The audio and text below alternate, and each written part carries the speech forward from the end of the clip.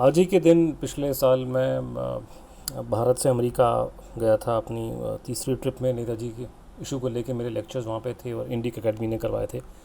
तो वो मैं गया था और आज बैठ के मैं उसकी याद कर रहा हूँ और बड़ा अजीब लग रहा है कि पिछले 6 महीने से हम लोग कोविड के चक्कर में शायद अपने घरों के आसपास ही बाहर कहीं निकल नहीं पा रहे हैं। तो बड़ी याद आ रही है जब उन समय की, 1 साल पहले की, जब निकल के यहाँ दूर दूर जगह पर जाया करते थे करके। तो थोड़ा सा नॉस्टैल्जिक उस सेंस में मैं हो गया 1 साल इस कोविड के चक्कर में कि अब पुरानी जो अपनी विजिट्स हैं उनको याद कर रहे हैं और उनके बारे में सोच रहे हैं। तो बहरहाल मैं ये 1 साल पहले गया और सीधा यहाँ से शिकागो गया था मैं, क्योंकि मेरा शिकागो में पहला लेक्चर था। और अवतंस भैया जिन्होंने ये लेक्चर करवाए थे, मेरे जो मेन ऑर्गेनाइजर थे, वहीं पे शिकागो में बेस्ड है वो। और बड़ा अच्छा लगता है जब आप रात को फ़्लाइट पकड़ते हैं दिल्ली में। दिल्ली एयरपोर्ट में मैं कई बार जाता रहता हूँ, ऑब्वियसली आप लोग भी जाते होंगे वहाँ पे, सभी एयरपोर्ट्स में जो आपके अपने शहरों में। लेकिन एक रात के टाइम में इंटरनेशनल फ़्लाइट पकड़ने का कुछ अलग सा ही एक फ़ीलिंग होता है। तो आप रात को आप पहुँचते हैं तो दिन की तरह का वहाँ इतना, मतलब भीड़ भाड़ या इतना उस तरह का वहाँ नहीं होता, अलग तरह का एक माहौल होता है। फिर आप एयरपोर्ट का जो नज़ारा अंदर का, खासकर दिल्ली का एयरपोर्ट बहुत खूबसूरत है। और आप रात को देखेंगे तो आपको और भी अच्छा नज़र आएगा कि भीड़ बड़ी कम हो जाती है, आपको लाइटें नज़र आती हैं, पूरा शहर नज़र आता है कई बार अगर मौसम साफ़ हो। तो सिर्फ इंटरनेशनल आपको एयरलाइंस, क्योंकि रात को 10 बजे के बाद डोमेस्टिक फ़्लाइट बहुत, मतलब मेरे को लगता नहीं 10-11 के बाद कोई फ़्लाइट डोमेस्टिक होती है। और इंटरनेशनल फ़्लाइट सारी की सारी 9 से लेकर के रात के 3 के बीच में ही मेजॉरिटी ऑफ फ़्लाइट्स हैं जो जाती हैं, खासकर 12 बजे और 2 के बीच में। और आप अंदर पहुंचते हैं कॉन्कोर्स में, और यहाँ पे ये काफ़ी मशहूर है दिल्ली के टर्मिनल 3 में, इंटरनेशनल एयरपोर्ट में आपका जो ये बहुत अच्छा मूर्ति सूर्य भगवान का बना कर रखा है वहाँ पे। और अच्छी है, काफ़ी लोग फ़ोटो खिंचवाते हैं वहाँ पे जो वहाँ रहते हैं। तो जो भी आता है फ़ोटो ज़रूर खिंचवाता हूँ। मैंने फ़ोटोज़ ज़्यादा नहीं ली, बहुत कम फ़ोटोग्राफ्स ली हैं। वीडियो मैंने, मेरे पास था, लेकिन मैंने वीडियो को रखा था कि भाई वहीं जाके बनाएंगे अमेरिका में, क्योंकि इतना रखने का स्पेस मेरे पास नहीं था। आपकी कहाँ रखूँगा, वीडियो तो बना लूँगा लेकिन वीडियो को इतनी ज़्यादा मेरी ड्राइव में स्पेस नहीं था। तो मैंने कहा चलो वीडियो को आगे जाके बनाऊँगा। तो कुछ फ़ोटोग्राफ्स एयरपोर्ट की मैंने अंदर से ली, जो बहुत अच्छा लगता है रात के टाइम पे। तो एक अजीब सी फीलिंग आती है, स्टिलनेस रात को होती है, बिल्कुल अंधेरा है और सारी दुनिया सो रही होती है और आप लोग निकल चलते हैं कहीं और पे। और ख़ासकर जब आपको कोई बहुत दूर जाना हो, मतलब किसी और टाइम जोन में, जैसे अमेरिका तो बिल्कुल ऑलमोस्ट हमसे उल्टा टाइम पे पड़ता है। यहाँ पे आपके 10 या 12 घंटे, डिपेंड करता है आप किस जगह पे हैं अमेरिका में। और इतना लंबा जर्नी आपने, 14 1 घंटे की फ़्लाइट यहाँ से अमेरिका में, शिकागो में ख्याल से 14.5 घंटे के आसपास मुझे लगा था जाने में डायरेक्टली। तो बड़ा अजीब और एक बड़ी फीलिंग आती है, आप हट करके अपने देश से, अपने घर से इतना दूर चले जाएँ, वो भी रात के अंधेरे में। और रात बहुत लंबी होती है क्योंकि आप, और अमेरिका में पहुंचने के बाद जो पहला इम्प्रेशन ज़्यादातर हम लोगों को लगेगा कि सब चीज़ें बड़ी और बहुत खुली नज़र आएंगी। और जो दिल्ली से आ रहे हैं उनके लिए हवा पानी बहुत साफ़। तो ये मेरा उस टाइम पहला वीडियो पिछले साल का, जब मैं वहाँ पहुँचा मैंने बनाया गाड़ी में, जब अवधन भैया मेरे को लेके जा रहे थे एयरपोर्ट से।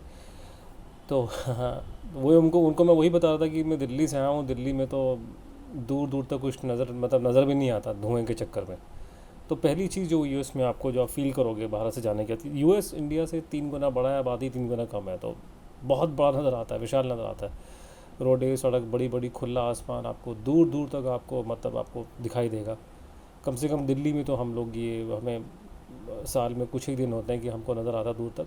लेकिन अमेरिका में आपको बहुत, मतलब एक देखने के लिए बड़ा अच्छा नज़ारा। कम से कम ये साल का टाइम, अक्टूबर नवंबर से पहले पहले, नवंबर के बाद बर्फ़ पड़नी शुरू हो जाती है। तो अक्टूबर और नवंबर में उनका मौसम बहुत ज़बरदस्त होता है अमेरिका में। तो मेरी किस्मत ये अच्छी है कि मैं वहाँ पे इसी टाइम पे गया हूँ हमेशा से।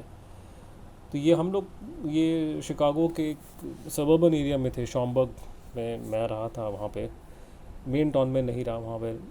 और अमेरिका में सारे सबर्बन एरियाज़ या जितने टाउन्स हैं, मैं बहुत स्टेट्स में गया वहाँ पे, इस बार भी गया, पहले भी गया।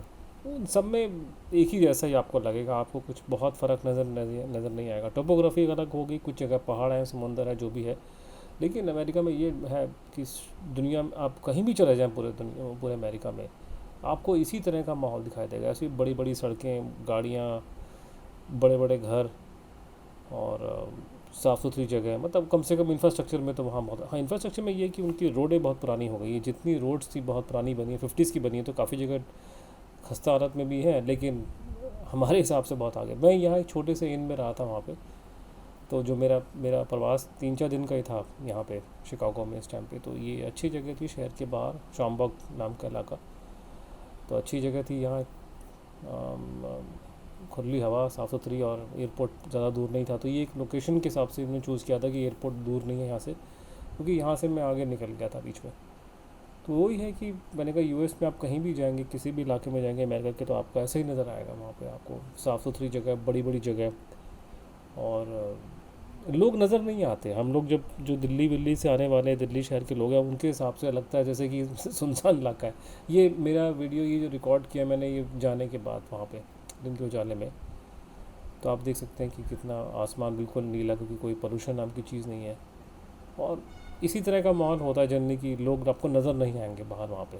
हमें यहाँ तो भरे पड़े होते हैं कि आबादी बहुत ज़्यादा है, तो इस तरह का है। और तब उम्मीद कर रहे हैं कि जल्दी ये कोविड ख़त्म होगा, हम लोग लाइफ नॉर्मल पे आ जाएंगे। हमारा भी जो मेरा जो काम मिशन नेताजी का जो है रुक गया है, हम लोग लेक्चर नहीं दे पा रहे हैं, मैं लेक्चर पे नहीं जा पा रहा हूँ, चंद्रचूड़ में दोनों फंस गए हम लोग। तो जल्दी ख़त्म हो, ताकि हम लोग, पहले मेरे को उम्मीद थी कि अक्टूबर नवंबर तक शायद ये माहौल नॉर्मल हो जाएगा, लेकिन अब तो ये साल तो बर्बाद दिखाई दे रहा है साहब। अगले साल के भी अगर हम लोग फरवरी में भी जा कर के कोई लेक्चर देने के लिए बाहर निकल पाए तो ये चमत्कार होगा, क्योंकि कोविड कंट्रोल में नज़र नहीं आता दिखाई दे रहा है। मुझे लगता है कि डर लग रहा है कि शायद अगले साल के भी कुछ महीने निकल जाएंगे, तब जा कर के शायद कोई ये वैक्सीन वगैरह बनेगी, तब उसके बाद ही हम लोग कुछ कर पाएंगे। तब तक हमारे को जो भी हम लोगों ने घूमा फिरा, पीछे गए थे, अब उसकी एक याद ही रह गई। अब तो नॉस्टैल्जिया है कि अब पहले घूमते थे बाहर, आजकल कॉलोनी के बाहर निकलना नसीब नहीं हो रहा है। तो ये सब बातें मेरे दिमाग में आ रही थी आज, क्योंकि आज इतने दिन से घर बैठा हूँ, और आज ही दिन पिछले साल मैं निकला हुआ था, और निकल करके मैं भारत से इतना दूर खुली हवाओं में बैठ के अच्छे मौसम में और अपना अच्छे लोगों के साथ में बैठ के अपनी बातें वो कर रहे थे, जो सुनने के लिए उन्होंने और इंडी एकेडमी ने मुझे वहाँ बुलाया था, और काफ़ी अच्छा लगा। उम्मीद करता हूँ कि जल्दी फिर से जितना जल्दी हो सब कुछ नॉर्मल होगा, और फिर से जिस काम को मैं और मेरे दोस्त कर रहे हैं उस काम को हम लोग फिर से करेंगे।